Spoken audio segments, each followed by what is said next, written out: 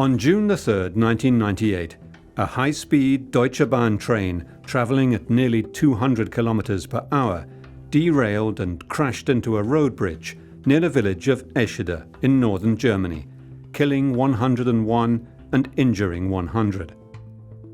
It was the worst rail disaster in the history of Germany and the most catastrophic high-speed train crash ever recorded. What went wrong with Intercity Express, or ICE 884, Wilhelm Conrad Röntgen, as it hurtled along its route between Munich and Hamburg? Incredibly, the disaster was set in motion by a single, tiny fatigue crack. The crack unraveled the outer rim of a bogey, pushing the carriage off the tracks and against the pylons of a road bridge, causing it to collapse. The remaining train cars crashed into the wreckage, folding up on each other accordion style. In 3.5 seconds, the high-speed train came to a catastrophic halt. Only a lucky few survived. I had the same grave kind of injuries as the dead. I was really lucky that I was not among the dead, as I had the same serious injuries as the dead. Hier hatten wir dann plötzlich ganz viele Tote und wenn man da There were so many dead. And when you have to come to terms with that, there were children, adults, the elderly. It was disturbing beyond anything I had ever known before. die ich vorher auch gar nicht gekannt habe. The inquiry lasted 53 days and led to manslaughter charges for at least 2 Deutsche Bahn employees. The accident eventually changed train safety and improved emergency response procedures in Germany, but left a nation shocked.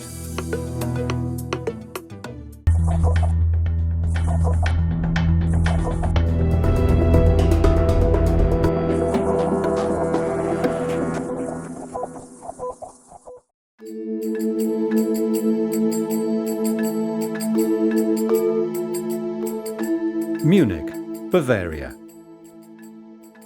It is early on the morning of June the 3rd, 1998, and commuters and families are boarding trains in the Munich Hauptbahnhof, headed north for business and pleasure.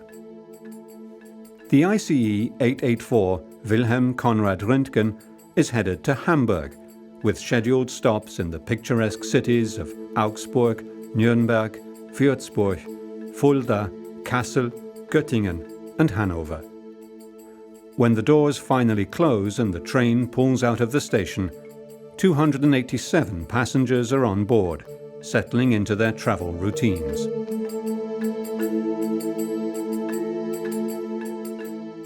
Udo Bauch was on a business trip to Hamburg and boarded the ICE in Fulda. He knew the voyage would be fast and smooth, and he'd be able to get a little work done en route. He was sitting alone in first class, coach 11.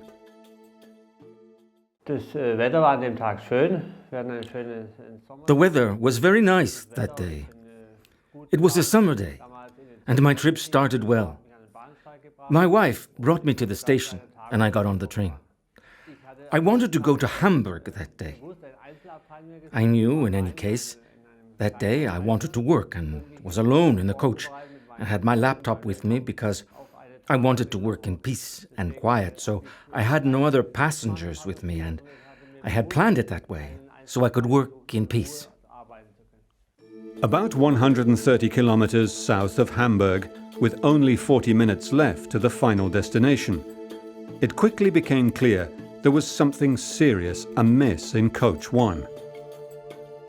Unusual vibrations had been noticed by previous passengers, and now something even worse happened.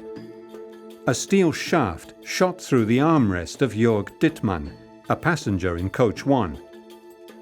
Rather than pull the emergency brake, he went to find a ticket collector, who told him it was company policy to investigate before stopping the train.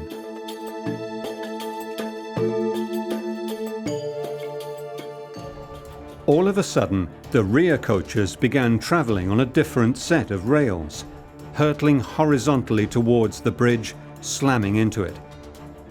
The bridge collapsed onto the train, crushing the rear half of Coach 5. The restaurant coach, 6, was completely crushed to just 15 centimeters in height. There was no chance of survival for anyone dining in coach 6 at the time of the accident. The remaining cars jackknifed into one another. I looked up at the clock, and I was working on my laptop, and then, all of a sudden, there was a blow, an impact like nothing I had ever heard. And from then on, it all went very fast. Then, within the coach, I was thrown about, over and under, and from left to right. All sorts of chairs and train parts were flying against me, until I was just suddenly lying there, and I knew something terrible had happened. I thought 2 trains had collided. I heard over the radio what was happening while on my way to Eschida. And then, as we neared Eschida, we were able to speak to the mayor, who was able to tell us that it's an ICE train, it's completely destroyed, and the bridge is also completely destroyed. And it all looks quite horrific. That was the first information I had. Also schon auf dem Weg dahin war durch den Funkverkehr, den man ja... We could hear the radio traffic as we were on our way to Eschide, but it was confused information, as the various frequencies and traffic were all over the place, and it was difficult to make out. Genau auszumachen, aber es war alles völlig busy. Und als wir dann nach Eschide kamen und auch auf diesen Brückenkopf... Then, as I came to Eschide and drove up to the top of where the bridge was, there lay the ICE train, totally destroyed. I had never seen anything like it. I was perplexed, as I was not at all trained for what lay before me. War ich in dem Sinne auch gar nicht vorbereitet. Watch all episodes of Ice Pilots. Watch on mobile devices or the big screen. All for free. No subscription required. Download Geely now. 2 Deutsche Bahn railway technicians who had been doing maintenance near the bridge would be killed instantly when car number 4 came hurtling toward them at 200 kilometers per hour. Der dritte Wagen. The back of the third wagon went onto a different rail, and then it derailed, and the back of the wagon hit the bridge pylon, and it began to collapse. The fourth wagon was able to come under the bridge, and then the bridge collapsed onto wagon 5, destroying it completely. Then the other wagons just piled up against the bridge. Dann die anderen Wagen haben sich dann vor der Brücke zusammengeschoben. The front power car, which had detached from the rest of the train, coasted for another 3 kilometers until coming to a stop just past Eschida railway station. Residents in the tiny town just 130 kilometers south of Hamburg had no idea what was happening just south of their normally quiet and tidy German village. Andreas Effinghausen was one of the first police officers to arrive at the bridge from Celle. Und als wir dann dort ankamen, as I came into town, I stopped the car and got out to go on foot, and that's when I saw that the bridge was completely down. So I went down along the embankment by the bridge, and I saw the train, and a whole wagon had been split open. And as I looked around, I thought, what am I going to do here? I just had no idea what to do next. Und dann habe ich da erstmal gestanden und war völlig fassungslos. Ich wusste gar nicht, was ich machen sollte. Once I came to this sudden halt and was lying there. I was totally pinned, and my leg was pinned, and I couldn't move. I could only cry out and hope that someone found me. Es war allerdings nicht zu hören. Es war absolute Ruhe. You couldn't hear anything. There was complete silence, not a sound. So I went down around the train and I simply called out, "Hello?" And Udo Bauch answered me. Hat Udo Bauch mir geantwortet. Hello, hello, is anyone there? He yelled. And I heard it, and I tried to pull myself up and say, yes, my name is Ugo Bauch, please help me. The local fire chief, Gerd Backerberg, immediately began to organize the emergency response. The disaster site was about 500, 600 meters total, since the first 5 wagons had come under the bridge, and the others were all piled on top of each other along the track. One wagon was lying beneath the destroyed bridge, and all the others were folded up like an accordion in front of the bridge. An hour and a half later, the district government had declared a civil state of emergency. Immediately after the train derailment on June 3rd, 1998, more than 100 rescue workers from around the region were dispatched to the scene, and within hours, more than 1,800 personnel had arrived. Edvard Hüls was the emergency room physician on duty in the nearby city of Celle and immediately rushed to the disaster site to help. The first thing I thought as I was standing there was, what am I even going to do here?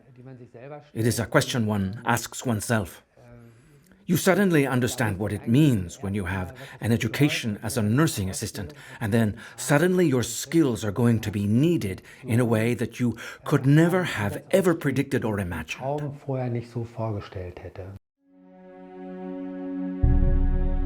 A nearby hall was turned into an emergency triage center and makeshift morgue, as rescuers feverishly tried to extract the living from the wreckage.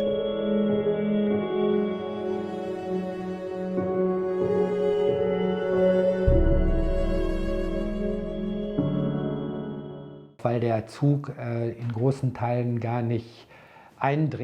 train was impenetrable due to the windows and the doors. This was a basic problem we had from the very beginning. And as a result, we could only treat the patients who we could get to in the very last wagons, put onto stretchers, and then begin doing triage that was needed. We eventually gave up trying to make holes big enough in the doors and windows to get the patients out to be treated. At that point, the fire department helped us, and since the last 6 wagons were all lying next to each other, we were able to access the coaches through the aisles, cutting out the seats as we went through and slowly working from the back toward the front. But it was very difficult.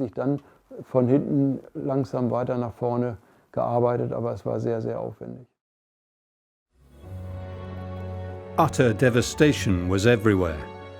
For 20 minutes, rescuers stepped gingerly around live railway electrical cables carrying 15,000 volts.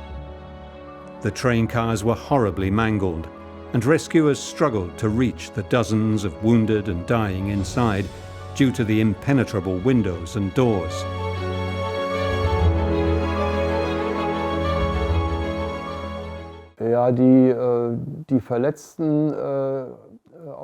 It was very difficult to get the wounded out of the train, but we were able to get to those we could reach quickly, and by 1400 hours, we had finished that part of the rescue.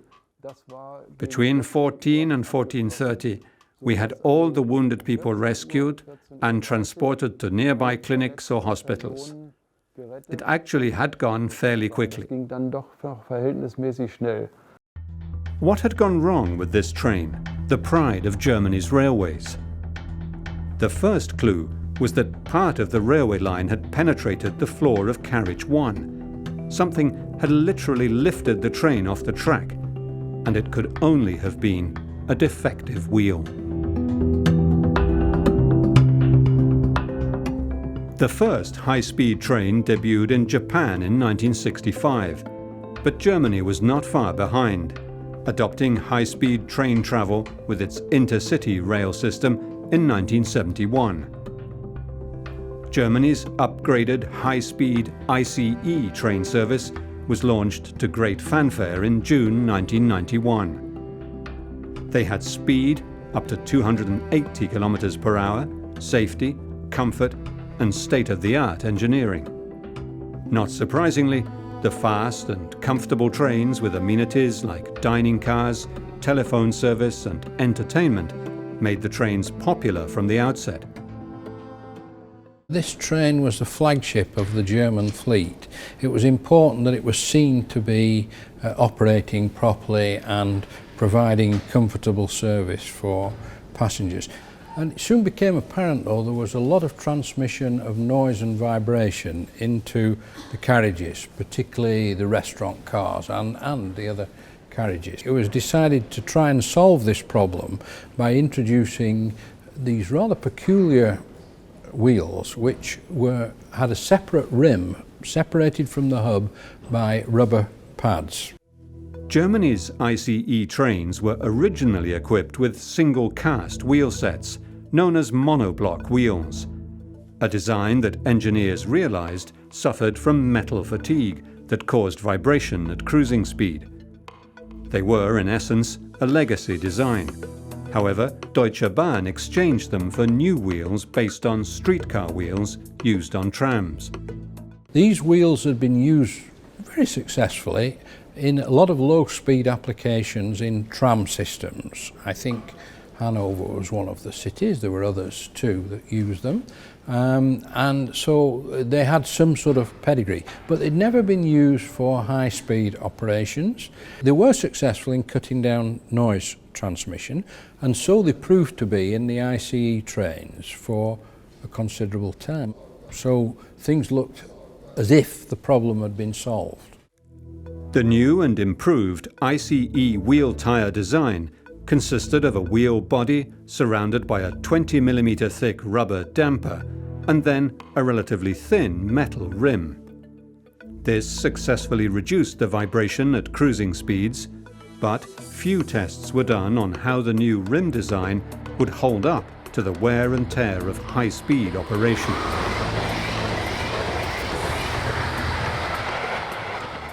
That is, a wear process takes place, and the shape of the wheel conforms more and more to the rounded shape of the rail head, which leads to unsatisfactory running of the train.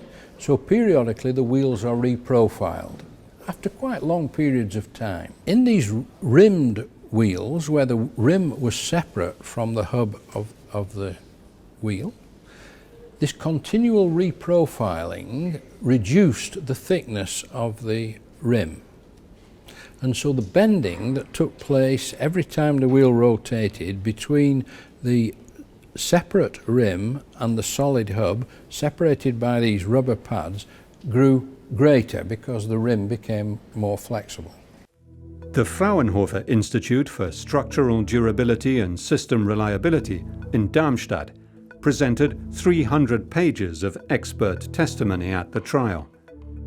They found that a cracking inside the rim of the wheel caused by excessive load and wear was responsible for the accident. Professor Roderick Smith is one of the engineers called in to find out what went wrong. When the wheels were examined for cracks, in a normal solid wheel, one examines the outer tread of the wheel, where the cracks are likely to form between the wheel and the rail. On this occasion, nobody was examining the inside of the wheel, and so the crack remained undetected in inspections because it wasn't being looked for. Engineers found that the rims became flattened into an elliptical shape as the wheel turned. Cracks could also form on the inside of this type of tyre, which was never tested in the entire 4 years it was in operation. But could regular maintenance have detected the worn-out rims? Many warning signs went unheeded.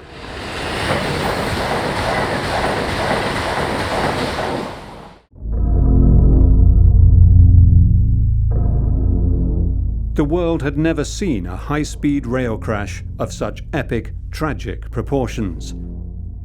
The mangled cars of the ICE 884 train Wilhelm Conrad Röntgen, en route from Munich to Hamburg, had not only derailed, but also hit an overpass, causing it to collapse onto the second half of the train, which then piled up in a zigzag motion. The biggest challenge at first was knowing the scale of the disaster. Just how many people had boarded the train?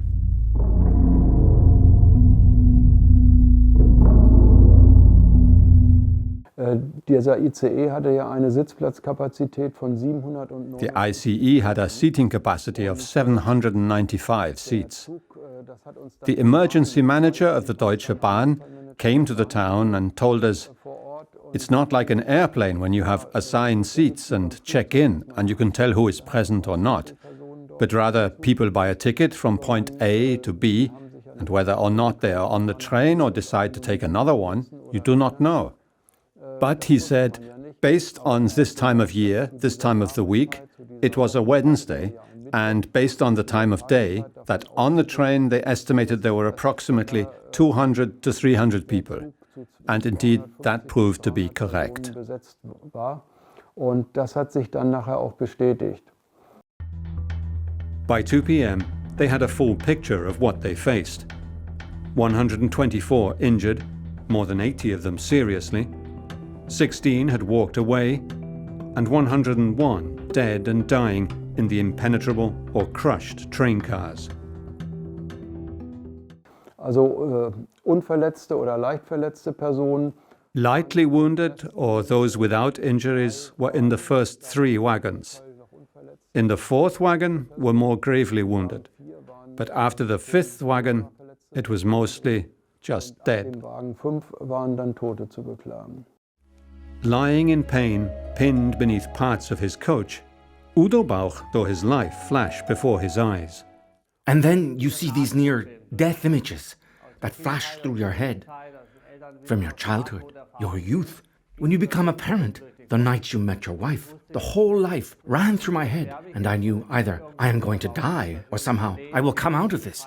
And then, at a certain point, I heard the voice of my rescuer, Andrea, a policeman from Celle, who I am still friends with today. And I was a bit more reassured that someone had found me. Hat mich dann gebeten, seine Frau zu verständigen. He begged me to contact his wife. He gave me names and a phone number and asked me to call. I asked him about his injuries and he said that he thought that his entire left side must be broken. He was in a lot of pain, so I told him I would go and get a doctor.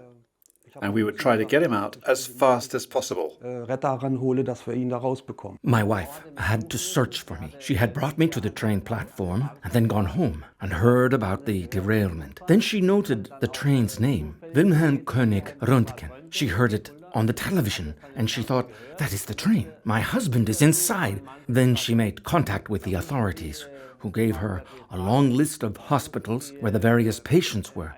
And she had to call and call. But the answer everywhere was negative. And then the next to the last one was the hospital in Hanover. And there they had an unknown patient wearing blue pants, a wedding ring with the name Monica engraved into it, and was approximately 30 years old. And it was with this glimmer of hope that she went to Hanover to search for me. Udo's rescuer, Andreas Effinghausen, also went to see him at the hospital.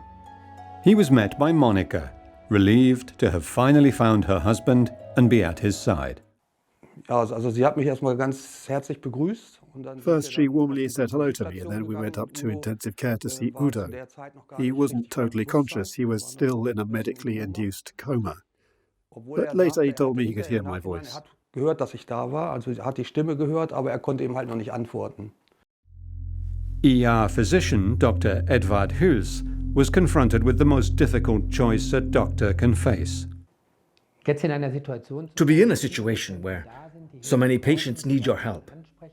They were all trying to talk to me and say, "We need a doctor." And I had my kit with me so they could recognize me as a real doctor from afar. And they all thought, "Oh, he will come right away." Yet he is not coming over to me. It is not something you can train for. Getting through those very difficult moments and decisions was very hard. I couldn't care for some of the patients, even when I knew things were going quite badly for them. Also ich sag mal, das war eigentlich das Schlimmste. It was one of the worst experiences I've ever had. I've seen many road accidents, and I've seen many injured people as a policeman. But so many people, such a massive accident scene. This was almost impossible for me. It took a long time for me to get my head around all that had happened. For that reason, still today, I remember every detail. I'll never forget it. Ich weiß heute noch genau jedes Detail, also ich werde das auch nicht vergessen. The accident took 6 days to clear so that trains could resume running on the busy Munich to Hamburg line.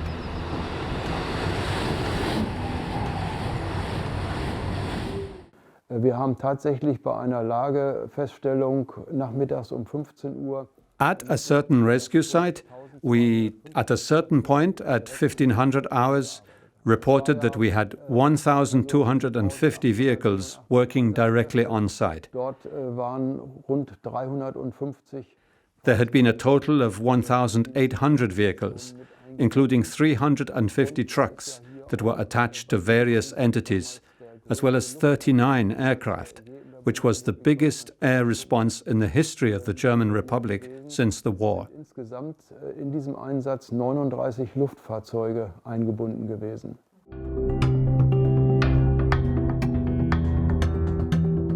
Forensic teams began the grim task of collecting body parts in small grey trays. Entire families were wiped out in 3.5 seconds.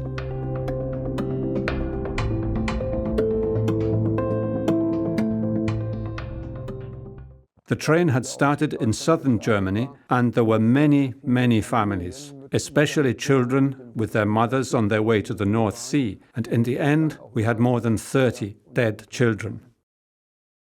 But it could have been even worse. Another high-speed train had just passed under the very same bridge. Udo Bauch was disabled.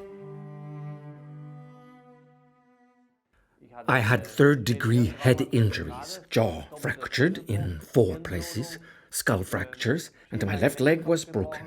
I had multiple fractures. Everything was broken. I had the same grave injuries as the dead. And I was really lucky not to be among the dead, because I had many of the same injuries as the dead. The extent of grief in the tiny village was overwhelming. A special trauma team moved into the back of the small hall that had been turned into triage center and morgue. The psychological support team would remain in place for over a year at a center erected in the nearby city of Celle, and eventually become a model for trauma counseling and disaster response in Germany.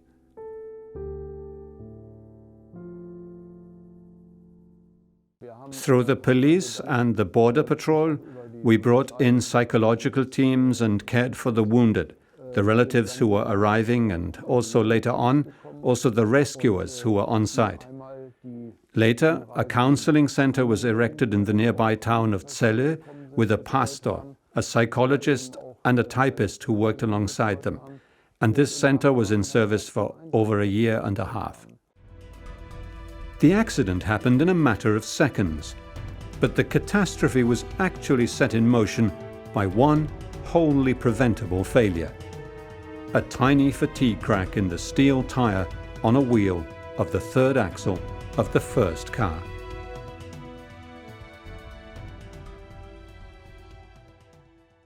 Suddenly the rim fractured and sort of spread itself out like a spear and came up through the seat of one of the passengers was sitting there, and it came up through his seat and caused considerable concern, of course.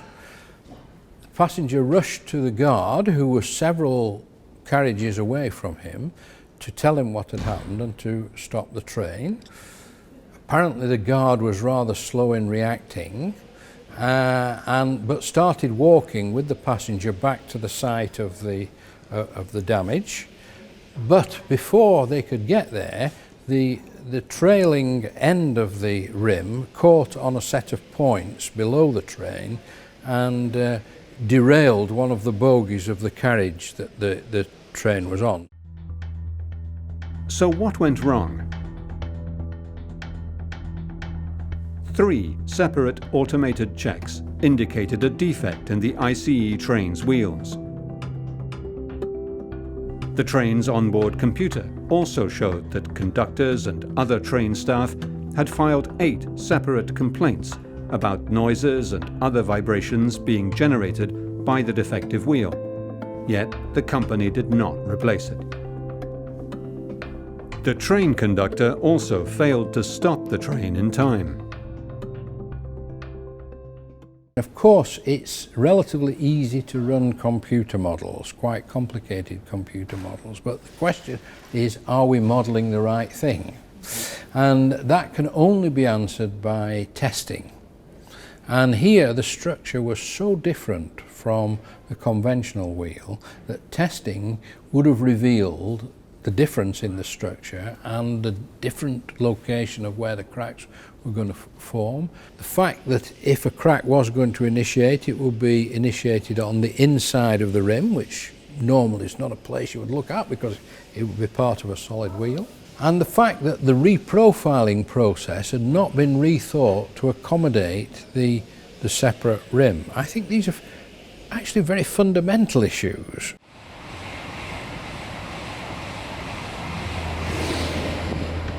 But while the disintegrated wheel might have been the root cause of the accident, the damage became catastrophic due to the proximity of the bridge and the position of the wheel on a car at the front end of the train, which led to such a large number of cars derailing.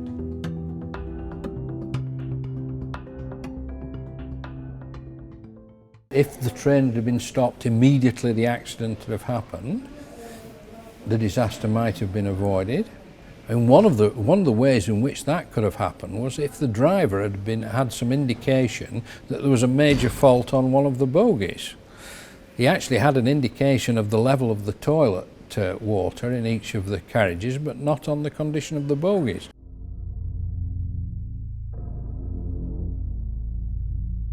The relathing of the wheels had created a microscopic crack on the inner surface of the outer rim that failed.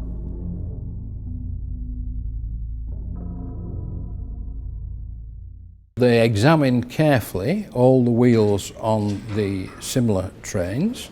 They found, interestingly, that only the wheels that had been reprofiled, I think 6 times, had cracks inside. And of the population that had been reprofiled 6 times, I think 80% of them had little cracks there that could have grown quickly. Of the wheels that hadn't been reprofiled 6 times, but less times, they didn't find any cracks. So clearly, the limit of the reprofiling had been exceeded, and it caused them to rethink the whole business, and they went back to running on solid wheels. The snapped rim shot into the seat in carriage 1, but also hooked a set of points on the railway line that pushed the following carriage onto a parallel set of rails. The carriages crashed into the bridge, which fell onto them, and the end of the train piled up against the crashed carriage at 200 kilometers per hour. If the dragging rail rim hadn't switched the points, the crash simply would not have happened.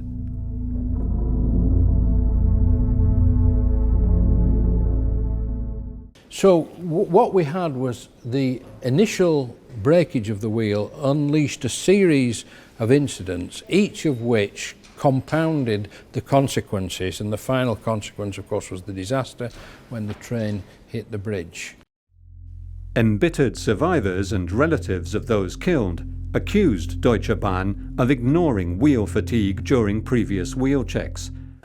Well, a legal process was applied. I don't think it was as searching as it might have been, and if it had have been, I think it may have come to a conclusion that really shifted more of the responsibility for this onto bad design at Deutsche Bahn.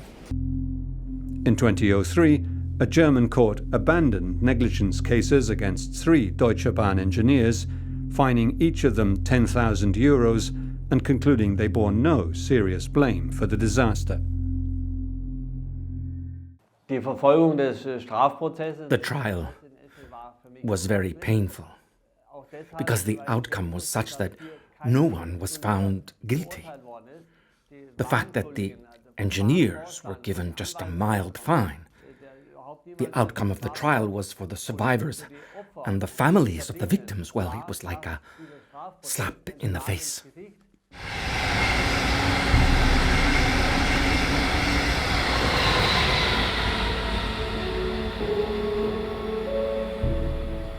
More than 20 years after Germany's worst rail accident, many things have changed.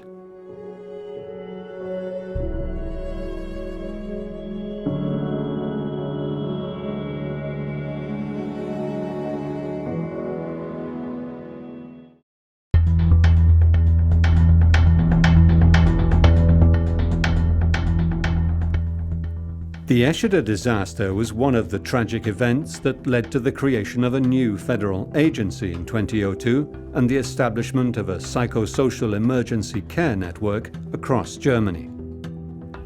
Edward Hüls is still one of the lead emergency doctors in the timbered German city of Celle. The approach, he recalls, was innovative at the time. Wir haben dieses Psychologie-Team nicht mitgebracht. Das gab es zu der damaligen Zeit überhaupt gar nicht. We developed the psychological trauma team concept ourselves, because back then such a thing did not exist. Eschide was the first disaster where a team of counselors were brought on site to address the needs of not just the grieving and wounded, but also the rescuers who were working there. When rescuers would come out of the wreckage, they could stop in for a briefing, talk to someone. At the time, this was something very new.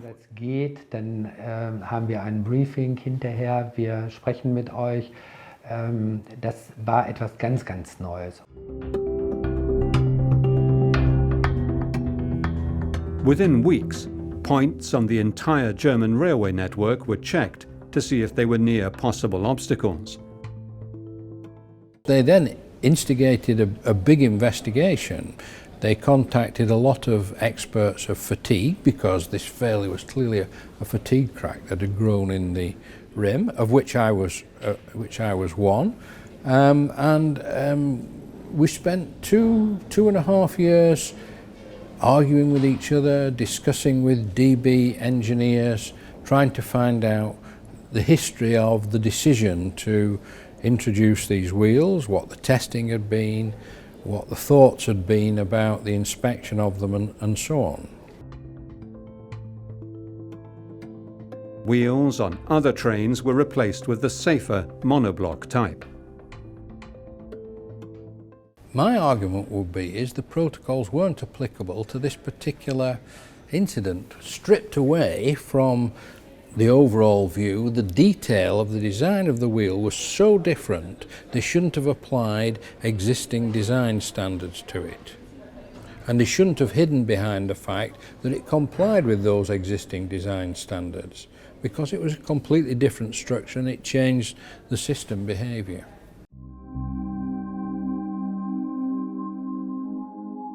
Trains were also refitted with windows that have predetermined braking seams, as rescue workers at the scene of the disaster had difficulty reaching victims due to the resistance of the train's pressure-proof windows.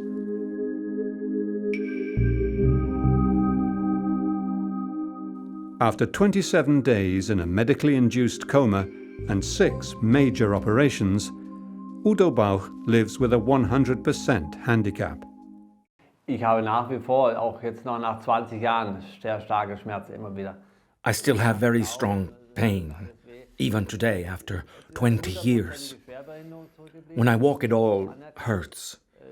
I have a 100% handicap. There is also anxiety.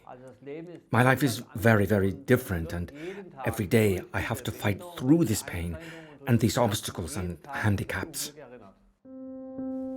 Udo Bauch decided to build his own memorial and began planning a chapel in his hometown of Eichenzell. Many people come here. In the first year after the accident, we had 5,000 visitors. We get prayer groups, victim support groups. And it is nice to see that our town is sought out by those who want the victims of the Eschide disaster to be remembered.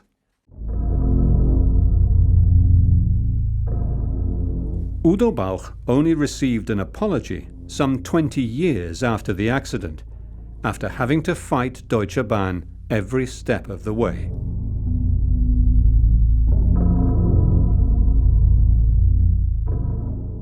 Deutsche Bahn was very insensitive in the time right after the disaster. They sent us letters with ICE train stamps. You had to fight for every single euro of compensation. At the time, everyone said, "We will absolutely compensate you big time." But as a victim, we did not notice that. We had to fight for every little thing. Every little bill that needed to be paid was a battle. It was a very heavy burden. Nearly 3 years after the disaster, an official memorial was established, paid for in part by Deutsche Bahn.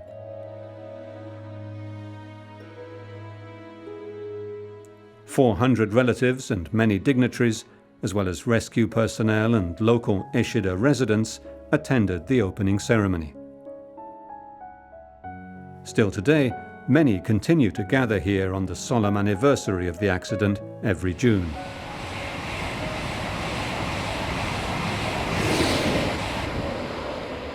"101 wild Japanese cherry trees were planted here, one for each fatality. They do not bear fruit, but blossom every spring in memory of the victims.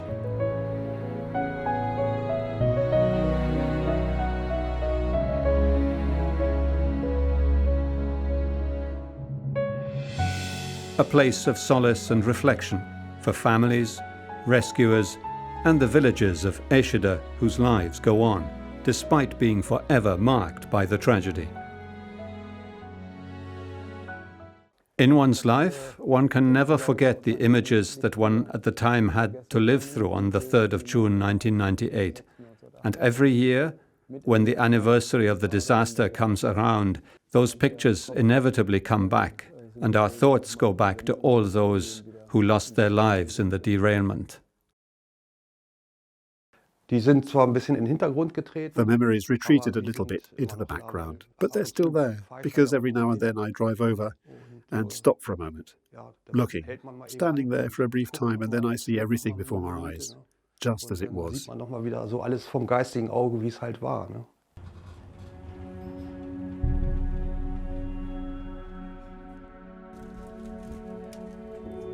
Passengers in the trains that speed by here every day at 200 kilometers per hour on their way to and from Hamburg are traveling too fast to see the names of all those who lost their lives here on June the 3rd, 1998. But if they happen to look out the window toward the thick forests and fields of heather as they pass by Eschida, their gaze is met by a cherry orchard planted to remember the 101 dead, and by a steep flight of stone steps leading up to a gate, framing the blue heavens beyond.